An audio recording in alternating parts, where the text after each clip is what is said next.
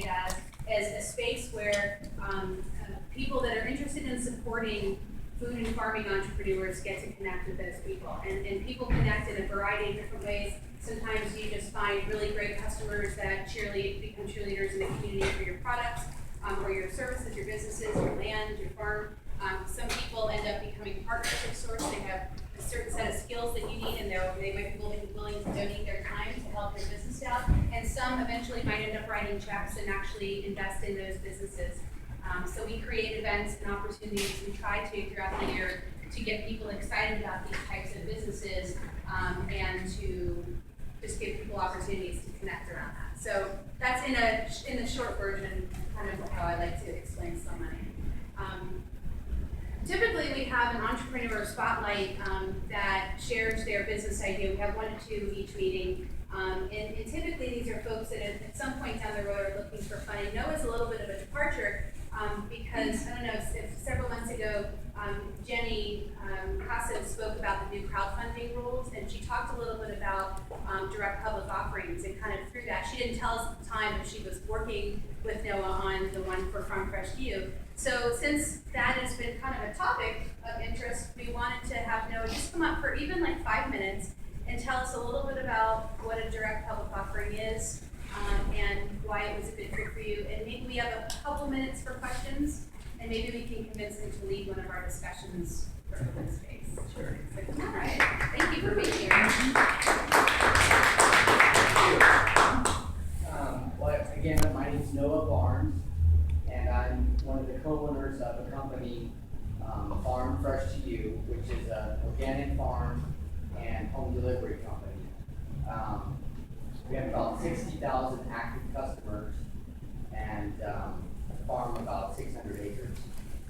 About 7 years ago, we built a software program that was going to handle a large number of home delivery customers. We were, a small organic farm at that point with a consistent problem of cash. It takes a lot of money to run a farm, investing in equipment and plants and labor. So we had a cash shortage, and we knew we were on the verge of some growth.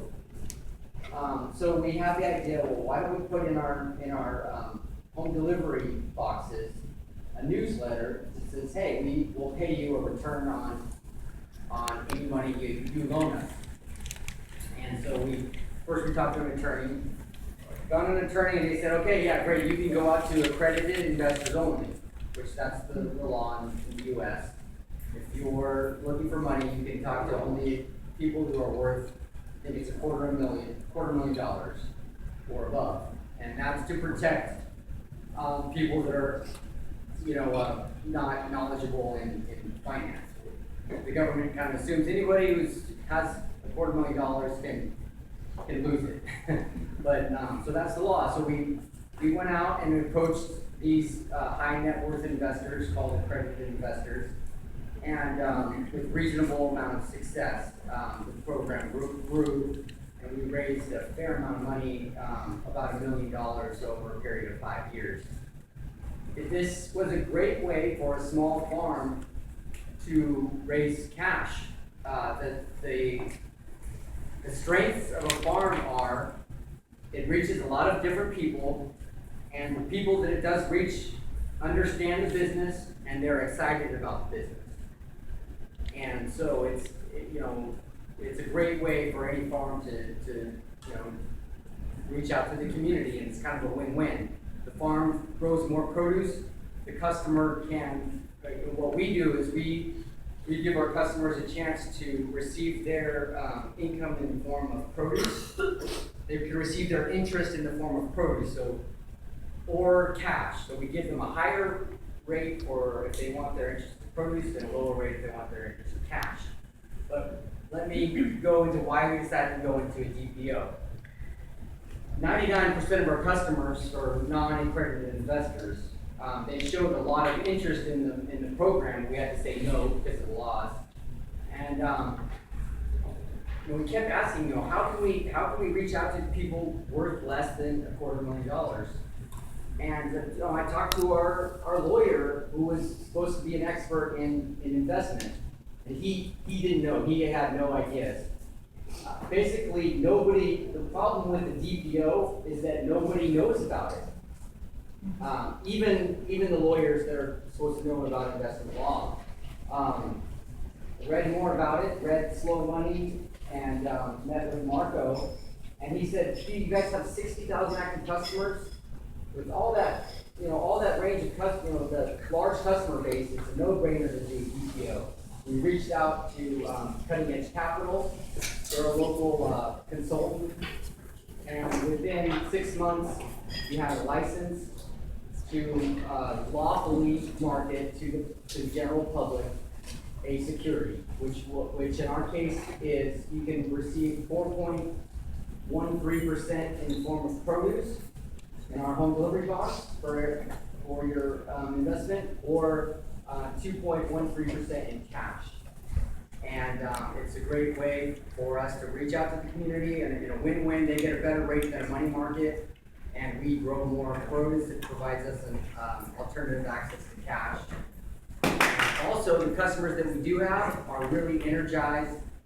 They are great customers, very loyal, and they talk to their friends about us, and so they spread the word that way. So it's a great, guerrilla, kind of tactic to raise money from your local community. Any questions? Yeah. I have like 4. So it's really a loan. Yes. Over what period? Right. That's the nice thing about a DPO. You can do you can sell equity in your company, or you can offer debt.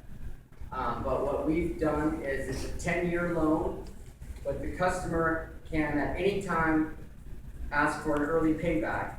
So when they ask for an early payback, we say, okay, from the date of your request, we'll pay you back in 60 days.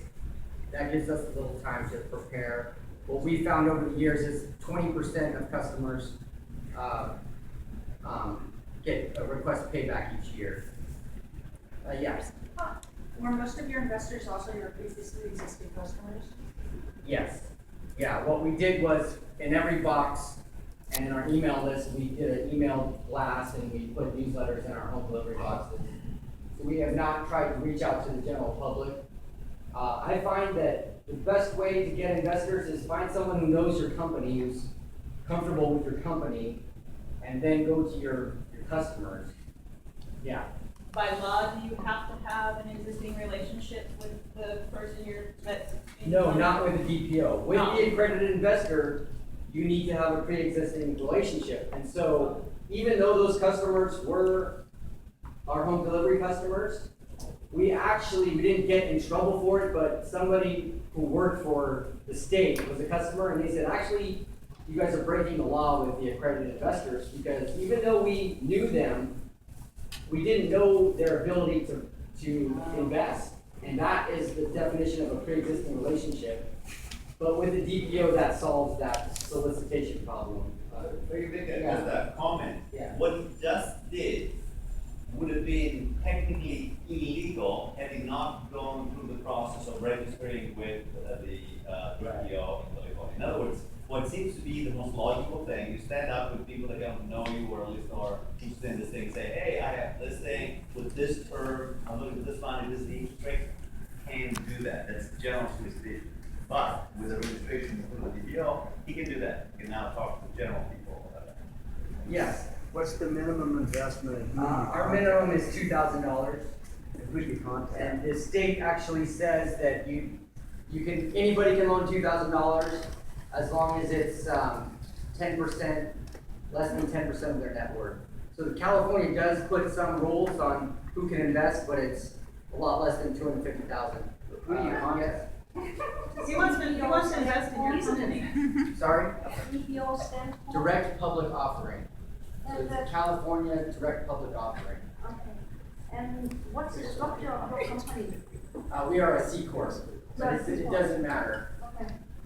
And yeah. Can I take 2 more questions and then? Okay, so I had a question here and then back there. Did you have to pay a bunch of fees? Was it a hassle to get set up, as a So there's a DPO? company called Cutting Edge Capital, they're a Okay. consulting company, Jenny Gassan, has been here before, and she, did charge some fees, but it Like no took about state 6 fee? months. No big state fee? No, there was no state fee or very small state fee. And if you know what you're doing, you can just go straight to the state. Okay, so one question back Did here. you say already how much you raised through this process? So yeah, so we're about, this year, our goal is $300,000, and we're about 100,000, so we're kind of on track. We've got a lot more investors than we did with our accredited investors. They're loaning less, but we like it because we're just touching more people, and we found that, you know, there's a lot of documents to wade through. You have to give each investor a thick memorandum of your company, and so it takes a while for people to process. So it's been a little slower than with our accredited investors. You gave them a 5-page contract and they would sign it, and that was it. So it's been a little slower, but so we're on track so far. And then one last question. So did you say that was the law of return you're giving the 4.1? No, that's totally flexible. Arbitrary. That's what we arbitrarily chose as a return. It's been higher in the past, but you know, with low interest rates, we figure people are doing better than money market.